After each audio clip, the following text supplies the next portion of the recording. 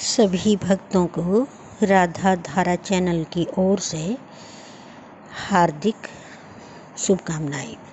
कार्तिक मास के 14वें अध्याय की आप कहानी सुनिए।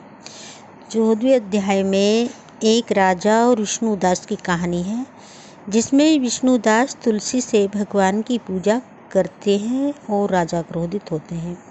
राजा को भक्ति की महिमा समझाने पर विष्णुदास कहते हैं कि तुलसी की पूजा का महत्व तो बहुत अधिक है और राजा के वैभव से भी श्रेष्ठ है। यह अध्याय कार्तिक मास के नियमों, विशेष रूप से तुलसी की पूजा और दीपदान के महत्व पर जोर देता है। कार्तिक मास 14वें अध्याय की कथा इस प्रकार है कि विष्णुदास की पूजा का वर्णन आता है। एक बार राजा ने रत्नों से भगवान विष्णु की पूजा की। उसके बाद विष्णुदास ने तुलसी के कोमल पत्तों और मंजरी से भगवान की पूजा की। राजा के क्रोध का वर्णन आता है। राजा ने विष्णुदास को देखकर कहा कि उन्होंने भगवान की तुलसी को पत्तों से ढक दिया है, जो रत्नों से की गई पूजा को शोभा नहीं देता। राजा ने विष्णुदास को अज्ञानी और दरिद्र कहा।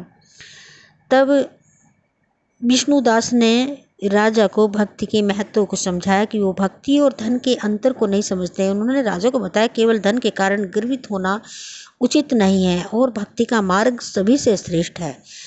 ज्ञान और महत्व। यह कथा दर्शाती है कि कार्तिक मास में तुलसी की पूजा करना कितना महत्वपूर्ण है। जो व्यक्ति श्रद्धा और भक्ति से यह कार्य करता है, उसे अतुल्य पुण्य प्राप्त होता है और स्वर्ग के सुखों का भागी बनता है। कार्तिक मास के अन्य नियम। सुबह जल्दी उठना। कार्तिक मास में ब्रह्म मुहूर्त में उठकर स्नान ध्यान करना चाहिए। दीप दान करना चाहिए। तुलसी और पीपल के वृक्षों के नीचे दीपक जलाना बहुत शुभ माना जाता है। सात्विक भोजन। इस महीने सात्विक भोजन करना चाहिए और मांस मदिरा का सेवन नहीं करना चाहिए। अन्न का दान कार्तिक मास में बहुत पुण्यकारी माना गया है। अतः इस प्रकार कार्तिक मास में स्नान, दान और दीपदान करके इसके महत्व को बढ़ाते हुए इस मास में पूजा उपासना करें, जो कि अनेक पुण्यों को देने वाली और पापों को नष्ट करने वाली है। इस कथा को सुनने से सभी पाप नष्ट होते हैं।